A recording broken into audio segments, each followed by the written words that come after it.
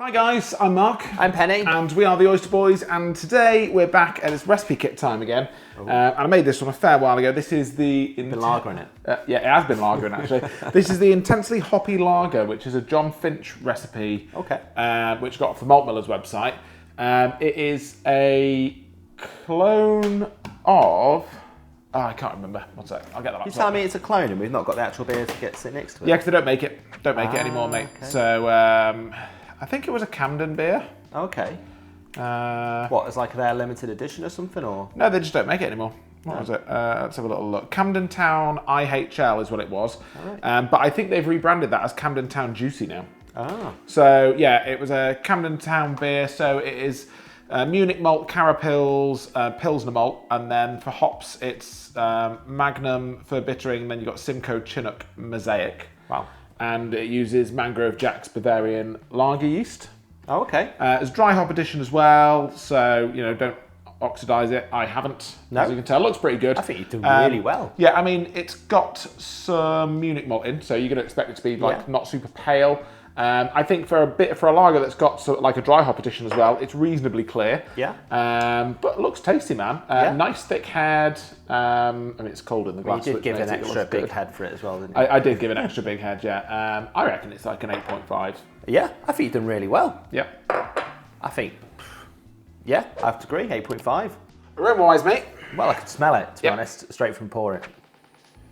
Super fruity, isn't it? Super fruity. Really juicy. Sherbety, like you're saying, and you can just about get that sweetness from the Munich malt as well that's in there. I think it smells really good, actually. Doesn't smell like a lot. I mean, it's not going to be, but do you know what I mean? Lagers generally don't smell much, apart from maybe eggs if you use a really sulphury lager yeast. So it doesn't smell like a lager. I don't think it's a bad thing.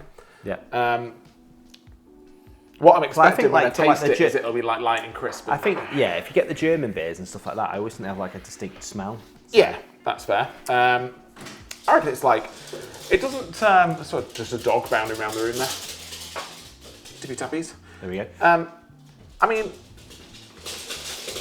I'm in my mind, so I'm trying not to compare it to a super juicy hazy IPA. It's sickly sweet as well, isn't it? Yeah, it's like sherbety sweet, isn't it? I would give it 7.5. Yeah, I think that's fair. I think it's 7.4, yeah. Do you want to taste it? Absolutely. Cheers. Cheers. Cheers. Cheers.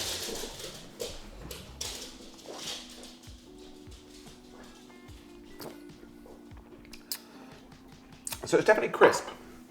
Yeah. Definitely crisp, Yeah. but it's like you say, it's very sherbety. Sherbety. Yeah. A little bit on the sickly side as well, I would say. Yeah. Now, and it fully fermented out. Okay. And I raised the temp for a diacetyl rest as well. And I remember actually when I kegged it, I tried it and I thought to myself, well, that tastes sweet. Yeah. And I don't know if it's just like hop sweetness, but it didn't finish high. The gravity didn't finish high. Oh, right. Finished like where it should have done. Like, so it's just from the hop flavour. Yeah. And it's great. It does taste a bit like crazy sweet. I don't know if I'm a big fan of that sherbety sweetness. No. It's really not for me. It's really not a beer for me. So you can get the malt flavour is really nice though. Yeah. I think, but yeah, I think this combination of hops is not my jam. Not with the Munich malt as well. I think it just the mixture of them together. Yeah, it's too dark. It's the stuff that you kind of have with a hazy, like a really juicy hazy, but then you've got some darker malt in there that you wouldn't normally have in that kind of beer. Yeah. So yeah, I mean, I'd give it a 6, I think. Yeah, I'd probably go 6 as well. Yeah. We're agreeing a lot on this one. Yeah. So this costs £1.10 a pint. That's quite, wow, there was a lot of hops that went into it, wasn't it? Oh yeah, there's a huge amount of hops that go into it. There's like, I mean, 1 second, that is 50, 8, 6, and 24, 290 grams of hops in it. wow. So it's a lot of hops. Yeah. Yeah. And that's why it's such a prominent, like, sherbetiness. Yeah. Well, it is an extra hoppy lager. Yeah, yeah. Too hoppy for my Intensely hoppy lager, yeah. And at £1.10 a pint, I could say it probably represents good value for money if you like the taste of it, but I don't. So. I don't know how to say it in a better way. Yeah, I mean, if you love it, it's great value. If you don't love it, you're paying £1.10 a pint for a beer that you're probably going to struggle with. It's and I think really bitter, isn't it? It is very bitter. I mean, really there's 50 grams of Magnum. Yeah, I can taste it. 50 grams of Magnum at 60 minutes. So the IBUs on this beer is blank. It doesn't say on It's there. off the scale. Let me look it's on just the... too far to That's the right. on the Malt Miller's website. It's blank. Let me just look on the Grainfather app.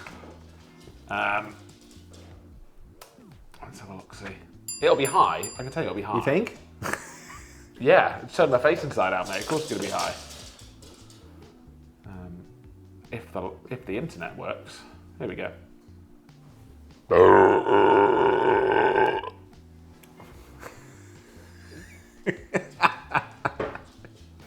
IBUs, mate, 98.9. According to the Grainfather calculator. Wow. I know that sometimes those things shoot high because they will put Whirlpool Edition hops in with an IBU rating that you won't really get. Okay, but yeah, it's coming out at 98. Yeah. So it's fairly bitter, that really. Yeah. But in terms of the price, I'm going to go in the middle and go with 7 because I don't like the taste of it. Yeah. But I do think there is representation of value as well. So. And I think that's absolutely fair. Sessionability, I think, is going to be pretty low. You're going to give it a score. Oh, well, I mean, okay. When I said I think that's pretty fair, what I meant was I will also give that a 7. So, yeah, Just I think... to be clear for the fans. I think 7 is pretty fair. What I might do is I might edit it so I score mine first. Oh, right, okay, thanks. Sessionability is going to be fairly low, though. I think that sherbetyness is just too much. I mean, we've had some videos, haven't we, where we finished the beer for it. I mean, I'll finish it, don't get me wrong. Oh, also, with sessionability in mind... ABV? It is 7%? 7%? 6.5. 6.5. So it's 6.5%. It's extremely hoppy. Flavour-wise, it's not mega. This is not a penny beer. Give it a 1. A 1. A 1. I mean, I'd have 2.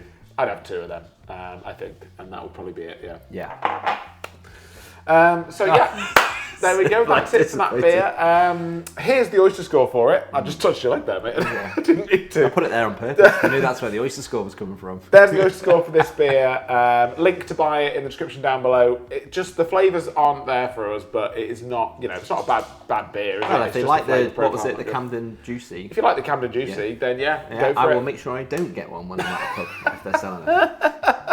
Smash like, hit subscribe. We're actually going to follow this video up with the same beer but with a different yeast. See if that makes any difference. Maybe, yeah, could promote it in a different way. So we will see. Catch you on the next one. Oysters out.